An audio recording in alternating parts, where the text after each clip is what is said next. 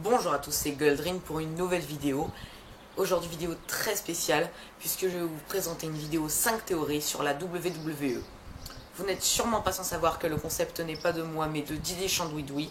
C'est un youtubeur que j'apprécie beaucoup qui justement fait une émission 5 théories, donc ça peut être sur tout plein de sujets, sur des films, sur des séries, sur des mangas, sur des animaux, sur des religions, sur n'importe quoi. Donc je vous laisserai le lien de sa chaîne dans la description. Allez vous abonner, c'est vraiment super. Sans plus attendre, commençons directement avec la première théorie.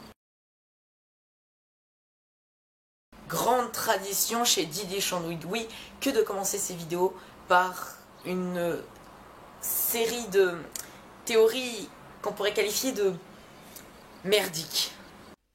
Et si la WWE faisait l'apologie de l'homosexualité? On peut voir que beaucoup de catcheurs sont dénudés, voire même en slip.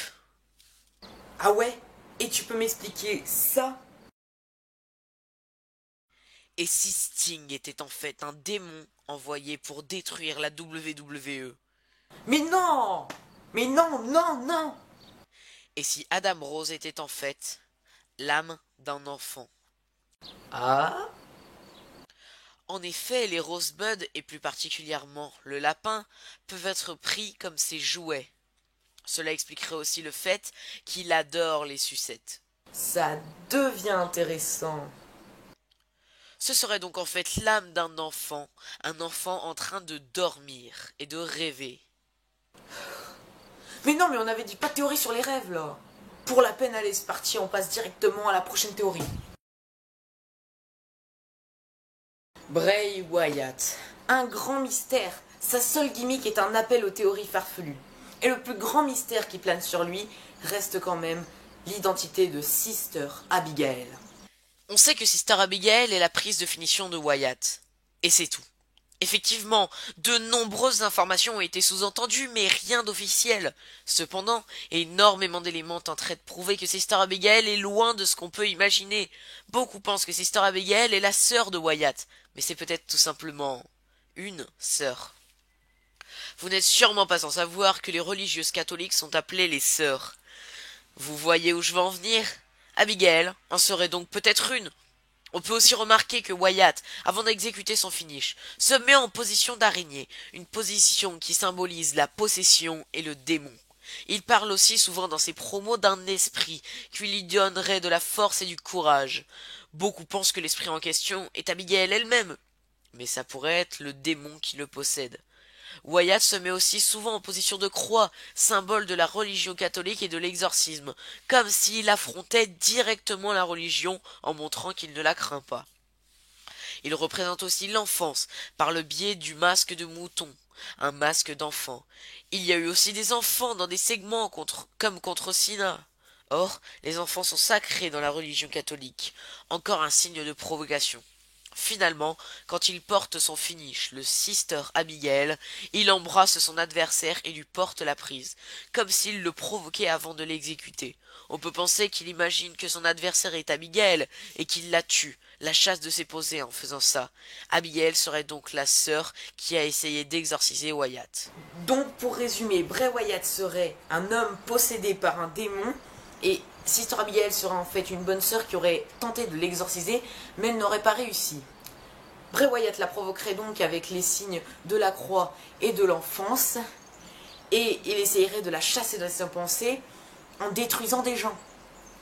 C'est une bonne théorie, mais dans ces cas-là, comment expliquer le symbole de la forêt? Et quand on voit Bray Wyatt qui poste sur internet des photos de Sister Abigail dans la forêt, la prochaine théorie risque de répondre à ces interrogations. Mais peut-être que ça ne sert à rien d'aller chercher si loin. Peut-être que Sister Abigail serait littéralement la sœur de Bray Wyatt. Comme dit précédemment, il évoque régulièrement un esprit, celui d'Abigail, sa défunte sœur. Elle serait donc morte, mais comment? C'est là que l'image de la forêt intervient. Elle se serait perdue dans la forêt, et elle en serait morte. Wyatt fait son entrée dans le noir, avec la seule lumière de la lampe avant de l'éteindre. Ça représenterait le fait que sa sœur se perde sans lumière. Il communiquerait cependant toujours avec elle, et elle vivrait toujours plus ou moins à l'intérieur de son frère. Des fois, elle prendrait le contrôle de son esprit, ce qui expliquerait le fait qu'il fasse l'araignée. Le seul moyen de la calmer serait de lui faire un sacrifice, celui de son adversaire qui l'achèvera avec son finish. La représentation de l'enfance est donc la représentation de Abigail elle-même, morte étant jeune. Le fait qu'il fasse la croix symboliserait la mort elle-même. Dans la religion catholique, Jésus est mort sur la croix. Donc, il le fait pour représenter la mort de sa sœur.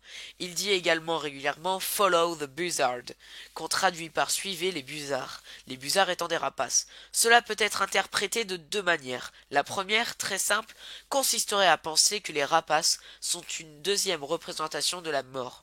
Une autre, beaucoup plus poussée, consisterait à penser que c'est quelqu'un, sûrement les parents de Wyatt et Abigail, qui ont dit à cette dernière de suivre les rapaces. Elle les aurait suivis et se serait perdue. Elle en serait morte. Donc en fait, Sister Abigail serait en fait la sœur de Bray Wyatt. Elle se serait perdue dans la forêt et en serait morte. Bray Wyatt serait cependant toujours en communication avec elle et elle prendrait de temps en temps le contrôle de son esprit. Et donc pour la calmer, Bray Wyatt lui offrirait en sacrifice ses adversaires. On est là avec deux théories bien différentes et qui paraissent très crédibles. La première me fait bien rêver. J'avoue que ça me fait fantasmer limite d'imaginer que Sister Abigail serait une bonne sœur qui essaierait d'exorciser Bray Wyatt. Mais ça répond pas à toutes les questions, alors que la deuxième est beaucoup plus crédible et beaucoup plus complète. Prochaine théorie. Et si Vince Russo avait été envoyé en mission secrète par la WWF pour détruire la WCW de l'intérieur? On peut aussi se demander pourquoi il aurait voulu quitter la WWF alors qu'à l'époque elle était en plein essor, comme j'ai déjà dit. À l'époque ça marchait tellement bien. En effet, Russo était un membre essentiel de l'équipe créative de la WWF de 1997 à 1999. Il était connu pour avoir booké de grandes rivalités et des segments à couper le souffle. À ce moment, la WWF était en plein essor, en partie grâce à l'excellent contenu créatif que produisait Russo. Il ne fut pas surprenant que la WCW voulût le signer, mais ce qui fut inexplicable, c'est qu'il accepte cette offre alors que son travail à la WWF était très apprécié et surtout à un moment où elle était très populaire. Il est allé à la WCW fin 1999 et quelques années plus tard, la compagnie était morte. Vince McMahon en rachetait l'épave en mars 2001. Coïncidence? Je ne crois pas. Les fans ont largement blâmé Vince Russo pour son travail à la WCW, qui était de moindre qualité. De plus, il ne paraissait pas vraiment impliqué dans son travail, ce qui a suscité la curiosité des fans et qui a attiré les complotistes. Ils ont pensé que Vince Russo avait été envoyé en mission secrète par la WWF pour saboter la WCW de l'intérieur. Ce qui pourrait être crédible, vu que la WCW avait provoqué la WWF à plusieurs reprises, comme quand ils ont décidé de diffuser Monday Night Raw le même jour à la même heure que Raw, ou quand ils révélaient à l'avance les résultats de Raw qui étaient à l'époque enregistrés à l'avance. On peut se demander aussi comment il aurait pu réussir à créer du contenu aussi mauvais à la WCW alors qu'il avait plein d'énormes stars à sa disposition, alors qu'il arrivait à créer quelque chose d'énorme à la WWF. Autant d'interrogations qui peuvent être expliquées par cette théorie. Vous n'y croyez ou vous n'y croyez pas, à vous de juger. Je vous parie que quand vous avez vu Straight Edge dans le titre de la théorie, vous avez tout de suite pensé à CM Punk. Et vous n'avez pas tort. Et si CM Punk n'avait jamais quitté la WWE, si tout ceci n'était qu'une mise en scène orchestrée de A à Z par la WWE pour créer un énorme buzz à son retour.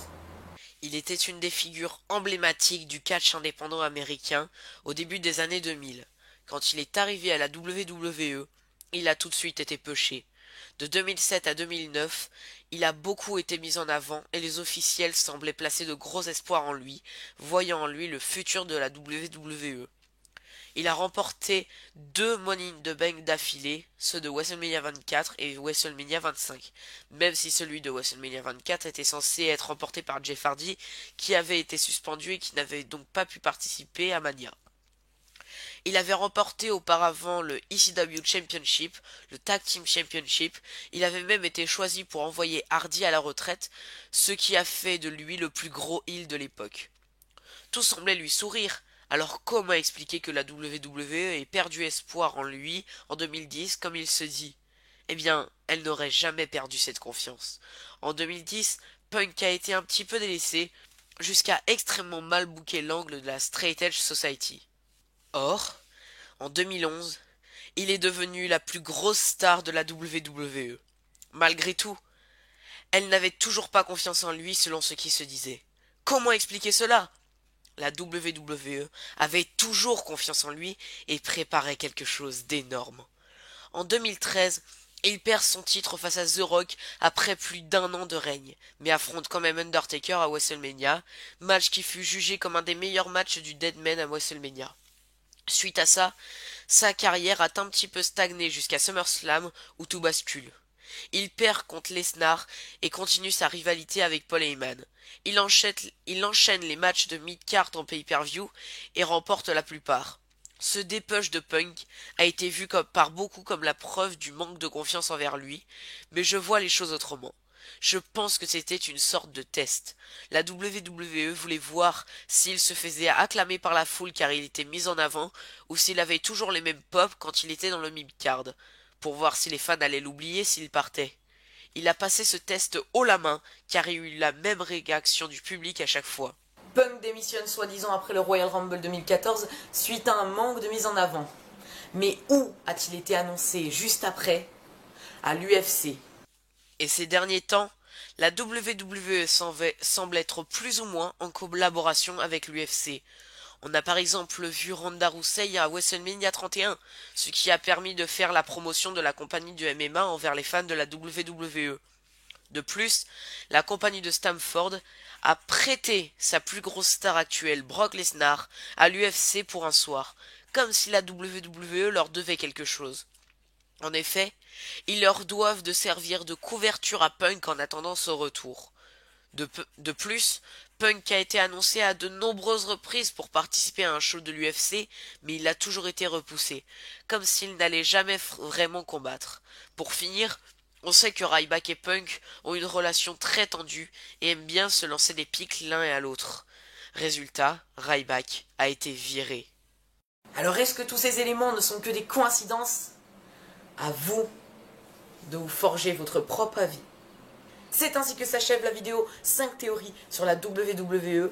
C'est une vidéo qui me tenait vraiment à cœur parce que la dernière théorie, je l'ai totalement inventée. La théorie sur Vince Russo, je l'ai reprise sur internet, mais je l'ai trouve vraiment pas mal. Les 2 théories sur Bray Wyatt, c'est parti de trucs que j'avais entendus et j'ai vraiment retravaillé dessus. Puis les théories de merde, bah, c'était des théories de merde. N'hésitez pas à lâcher un pouce bleu si ça vous a plu, à commenter, à vous abonner. Et ciao pour une nouvelle vidéo.